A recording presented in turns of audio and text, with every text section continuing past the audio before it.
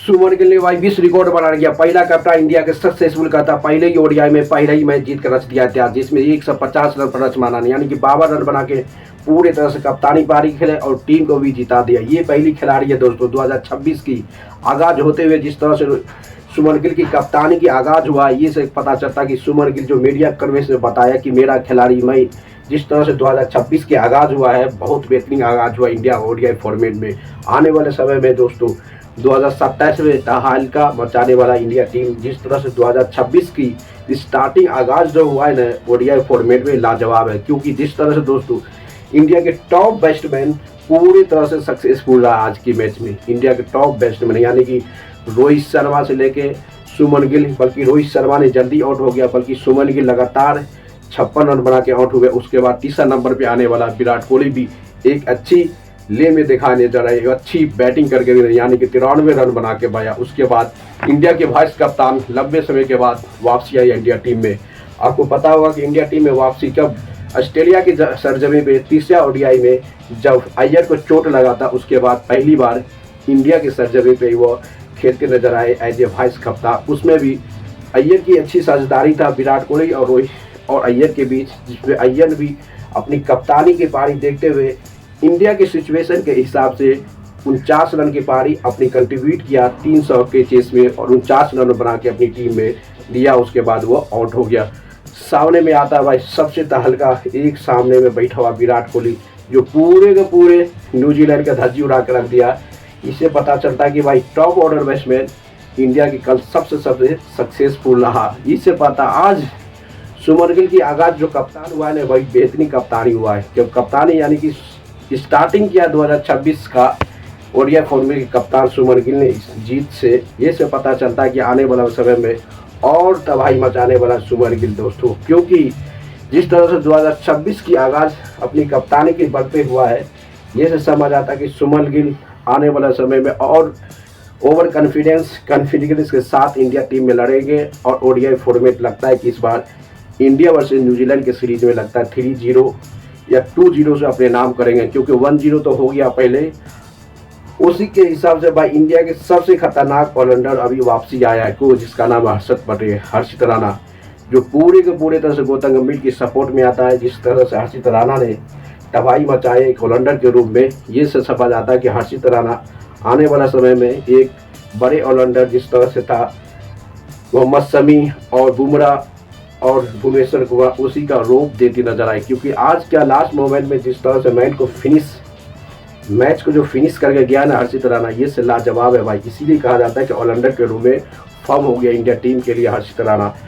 और सबसे पहली बात है कि सुमन गिल ने बताया कि हमारा कप्तानी की जिम्मेदारी रिस्पॉन्स था कि अच्छी से अच्छी ले में देगा। क्योंकि पहली 2026 का फर्स्ट ओडीआई कप्तान की रिस्पॉन्सिबिलिटी सुमन गिल ने कप्तान रहते हुए अपनी जीत के हासिल किया।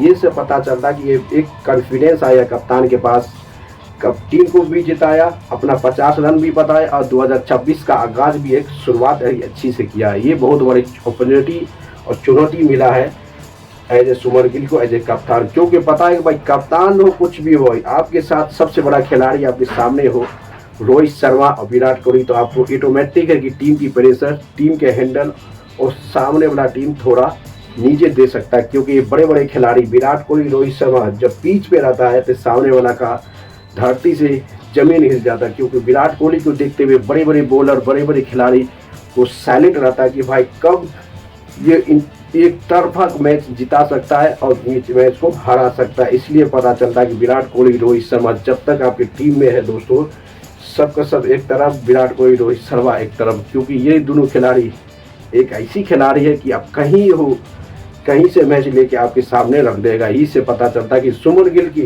2026 के आगाज जो हुआ है ओडीआई फॉर्मेट में, वो जीत से हुआ है और 50 रन प्लस मारने से हुआ है। ये ओवर कॉन्फिडेंस आपको 2027 तक का ओवर कॉन्फिडेंस लगता है कि आप जिस तरह से भाई सुमन गिल की कप्तानी में पहला ओडीआई इंडिया ने पूरी तरह सीरीज हार चुका था ऑस्ट्रेलिया के सरजमी पे, अब लगता है कि इंडिया के सरजमी पे 2027 का आगाज एक इंडिया की बेहतरीन कप्तानी के साथ साथ जीत के आगाज हुआ है। और कप्तान का 50 रन बना और टीम को भी जिताया और 2026 का आगाज ओडीआई फॉर्मेट में ही बेहतरीन किया। ये सब समझ के सुमन गिल कप्तान अपनी ओवर कॉन्फिडेंस के साथ सेकेंड ओडीआई मैच में और तबाही मचाएगा। उसके सामने विराट कोहली, रोहित शर्मा, अय्यर भी जानदार मारी दिया भाई। इतनी बाहर रहने के बाद भी आया, मौका मिला, 50 रन मार दिया। इससे पता चलता है कि अय्यर कंटिन्यू खेलता है इंडिया टीम के लिए, तो एक बड़े खिलाड़ी बहुत बड़ी जिम्मेदारी, बहुत रिस्पॉन्सिबिलिटी ले सकता है, क्योंकि ये ज़्यादा खेलता ही नहीं अय्यर भाई। जो इंडिया के वाइस कप्तान है वो ज़्यादा खेलता नहीं, क्योंकि उसको चोट के रहने के कारण वो पूरी तरह से अनफिट हो जाता है। ये समझ आता है कि भाई इंडिया के वाइस कप्तान अय्यर की एक सुविधा है कि कितने ही टाइम मिलता है वही टाइम में पूरे न्यूट्रलाइजेशन करने के बाद पूरी तरह से तबाही मचाता है। मचाओ। इंडिया की सक्सेसफुल कप्तान सुमन गिल ने भाई 2026 का मैच का आगाज़ एक अच्छी आगाज़ से किया है। ये से समझ आता है कि पूरे के पूरे तरह से तबाही मचाने के लिए। दोस्तों लाइक करते रहो, शेयर करो, कमेंट करो, क्योंकि विराट कोहली, रोहित शर्मा जब आपकी टीम में रहेगा तो अब तो आगाज़ 2026 हो, 2027 हो, 2028 हो, आपका मैच तो आगाज़ जीत से ही होगा। और जीत के साथ साथ कप्तानी भी जिम्मेदारी, बेहतरीन जिम्मेदारी था भाई। 50 रन मारा और अपनी टीम को भी जिताया। और 2026 का आगाज़ ओडीआई फॉर्मेट, जो इंडिया के सबसे खतरनाक फॉर्मेट माना जाता है क्रिकेट का, ओडीआई फॉर्मेट में टीम आज़ाद किया। ये से पता चलता है कि सुमन गिल को ओवर कॉन्फिडेंस आने वाला है, सेकेंड ओडीआई में और तबाही मचाएगा और सीरीज के हकदार बनने की करीब पहुंचा। दोस्तों लाइक करते रहो, शेयर को, कमेंट मारते रहो।